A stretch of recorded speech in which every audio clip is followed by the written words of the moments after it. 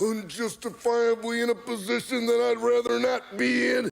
Don't you come round here unless you're looking for trouble.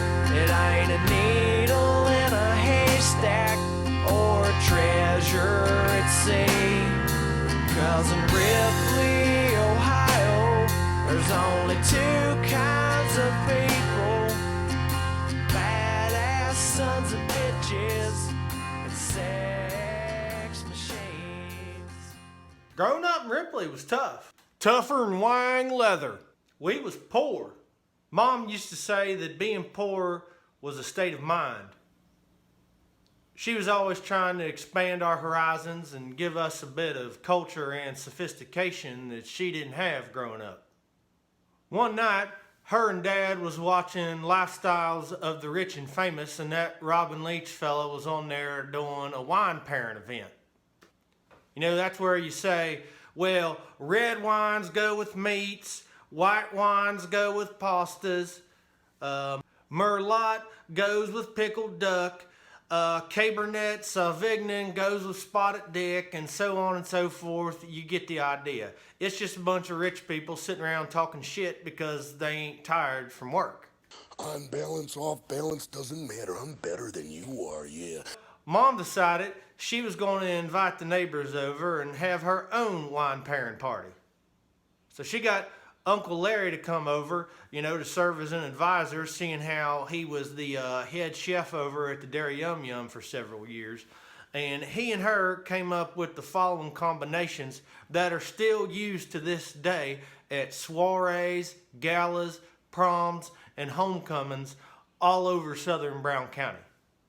First up, we got Mad Dog 2020 and Vienna sausages. You see, the acids and tannins in the 2020 work opposite the rich, fatty flavors in the Vienna sausages.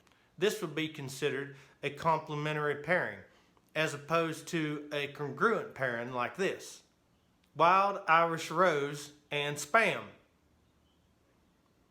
I find the Irish Rose wine to have a nice piquant after-dinner flavor, heady, but with a touch of mellow smoothness. Now, as I said before, this is a congruent pairing because these two have a lot in common. They're both cheap, bums love them, and they both give you diarrhea so bad you'll wish you was Sigourney Weaver. Next up, we got Miller High Life and Thick Cut Bologna.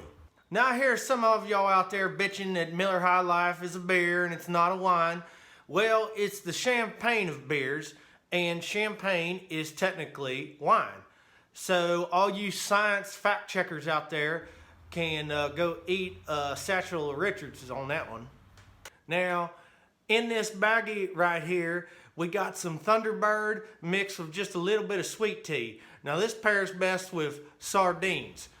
We learned that from Aunt Buddy, who was an actual hobo riding the rails for over a decade.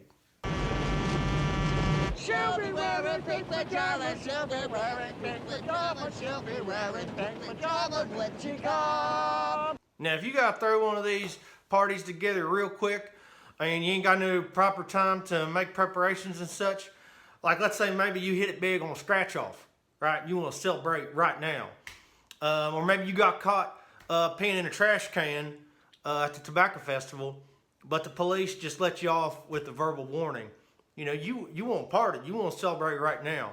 What you can do is you can just grab a Lunchable and some cough syrup and boom. You get your crackers, cheese, meat, and your scissor, and life's good. You know, stay classy, Appalachia. Hell yeah, man. Grown up poor in Ripley. Unjustifiably in a position that I'd rather not be in. Don't you come round here unless you're looking for trouble. It ain't a needle in a haystack or a treasure at sea.